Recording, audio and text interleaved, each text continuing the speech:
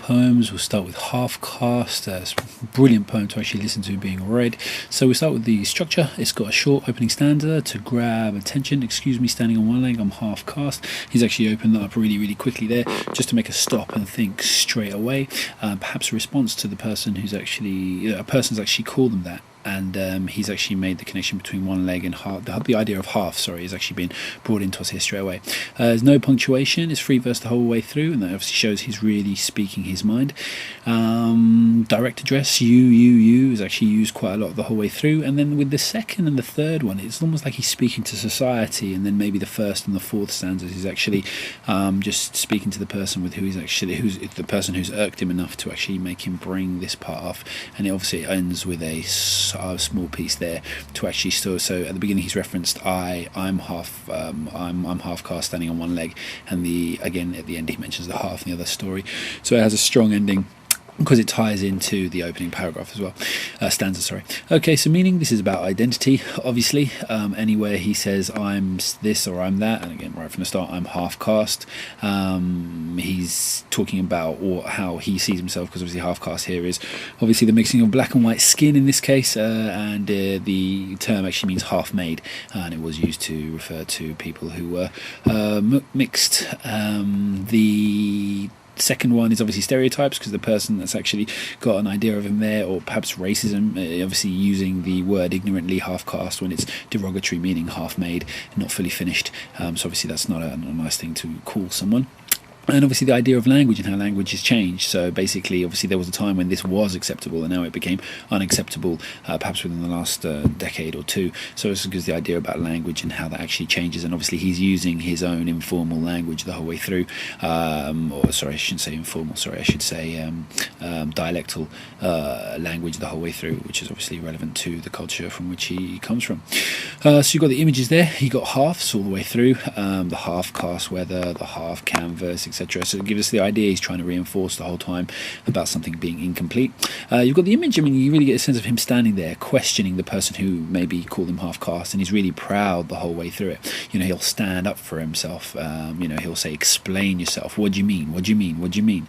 And obviously it feels like he's actually getting a little more angry and tense the whole way through. And obviously and standing up himself, he mentions whole things at the end in the images, which comes across to us as actually shaming the listener. It's like, well, all of the things that you mentioned, I'm saying I'm half, I'm half, I'm half. Well, actually, you're only half concentrating on me. You have to come back with all of your eye, the whole of your ear, the whole of your mind, etc., etc., etc. So he's shaming the listener there, and you get this image of the person maybe being chastised.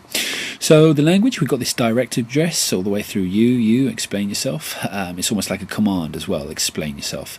And there's a very proud tone throughout. Obviously someone who's really in love with themselves in a positive way, as in, they see the positive in themselves when people may be choosing to see the negative, even if it's ignorantly.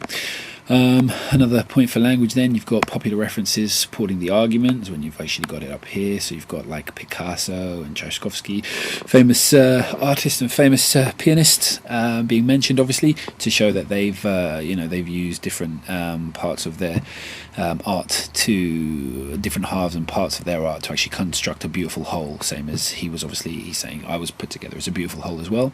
You've got the language, well, the questioning, what do you mean when you say, what do you mean when you say? Obviously the language there again is very direct, so it gives a very kind of forceful tone to the poem.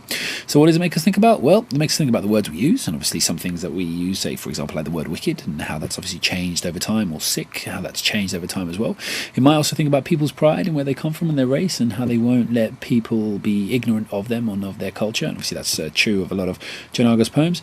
And you've got obviously being open-minded, so a person actually not being kind of half closed-minded, not really thinking before they actually say anything.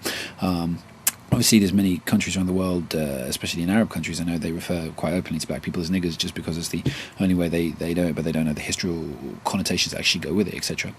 So we move on then to Love After Love. It's a short poem which is quite powerful, and this was really well liked, because I think it's one of those poems that's for a certain time in people's lives. Hopefully you're 16, it's not really been a poem you've needed to refer to for the emotions in it. But anyway, structure. So you've got 4 different free verse stanzas, which are honest and says what needs to be said. So basically no words are really wasted here. It's just kind of telling the person exactly what they need to try and feel good about themselves again. And the free verse basically means it's not trying to follow an order or some kind of set pattern. You've got the enjambment, which makes you hold on a lot of the words here: elation, mirror, heart, etc. So you really kind of stop on those words, and they're supposed to uplift you and really ask you to reflect. And you've got the short sentences, which invite you to savour. So they're really short, like eat, give bread, etc. Sit. So they just kind of stop you, those short sentences, and they really make you savour the kind of the feel and the warmth that comes from this poem. So what is it about? It's probably about breakups, because this person's probably broken up with something. So the person you're supposed to love is yourself after you've loved someone else, and obviously that's gone wrong for whatever reason. It could also be about a relationship with God, maybe something that you had faith in or something that you worked with didn't really work out for you, and obviously now you're going back to God, and obviously that's comes through from all this religious imagery of giving wine, giving bread, which is very strong in the Christian tradition. You've also got the relationship with oneself. There will time when you will greet yourself. Obviously there you will greet yourself, and that is about the relationship with self. You know, you need to learn to be strong and whole and trust in yourself before maybe you can trust other people again and move on. And also it's about patience. So obviously there's a lot of kind of slow things here, so that the time will come, the idea of time actually coming, where you will try and get to know a stranger, obviously, so you need patience to actually get to know someone. And obviously the sitting, so you're stopping, sitting there, you know, really soaking and absorbing, just being patient. You've got a lot of religious imagery the whole way through when it comes to images. Obviously the give wine and the bread again, and the sit and the eat, and that pausing there, that's really good. And obviously knowledge of self, obviously line from the Bible, know thyself.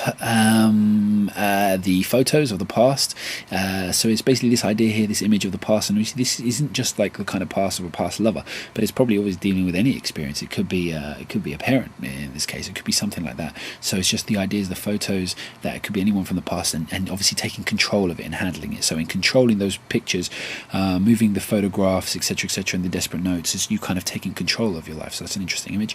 And obviously the room, you know, I mean, like you can think of the pictures that are actually dressed around this room, and obviously when you're peeling your own image from the mirror, you know, maybe that's the only constant, or you've got an idea of yourself in the mirror, or an idea of yourself that needed someone else, but obviously he's asking you to peel that away, you know, to get past it and get to the real you in some way. So the language all the way through is very positive. You've got repetition with the give, again emphasizing this strength, you know, and maybe it's again another religious thing, is that maybe to actually receive, then you really got to give first. You've also got the alliteration, the love letters. Now that might actually be a bit not necessarily sarcastic, but kind of like have a little bit of a dig at it. You know, those love letters, maybe he was actually saying they kind of take down the love letters, and maybe in a way he's saying that they weren't actually really love letters, because really you weren't properly in love with yourself at that time, perhaps. But anyway, the alliteration's there to actually obviously go with the stereotype of you know, loving things that people do when they're in love as well. So it kind of touches on the stereotype, but I really get the feel there that he's kind of knocking it, and obviously he's definitely saying remove it, but I don't think he thinks very much of things like love letters. So what does it make us think about? Well, the effect on us, it makes us think about caring for oneself, and obviously looking after yourself, and obviously making sure that you're in a good position in your relationships, and a good position with yourself first. And obviously you don't let people to make a fool of you, perhaps in relationships. It's about keeping hope, even when obviously things seem bleak and dark, and obviously they don't seem very positive for you. Then you actually keep your head up and love yourself in that. And it's also a good effect on us. I'm thinking about how people use religious ideas and images for strength, because obviously he's taken a lot of things there that can be taken from Christian religion to and symbols in the idea of the giving of bread and giving of wine to celebrate life, and to actually take real images of strength from that.